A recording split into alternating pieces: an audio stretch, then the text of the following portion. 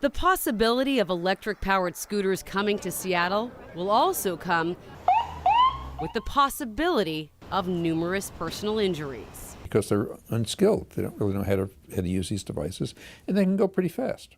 The CDC recently found that almost half of injuries to commuters on rental scooters involve a head trauma, and 15% are life-altering traumatic brain injuries. 40% of people had head injuries. 1/3 of them had fractures, but only 4% were actually wearing helmets.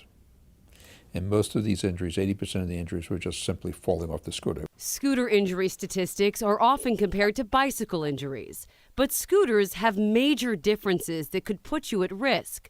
For example, scooter wheels are smaller than bicycles, so encountering rocks or debris could lead to a crash for the unexperienced rider. I landed on my right leg, and somehow the combination of the impact, the momentum, not sure what, my femur ended up driving through my tibia. Scooters also have a lower center of gravity, which means they're harder to control and can easily tip over.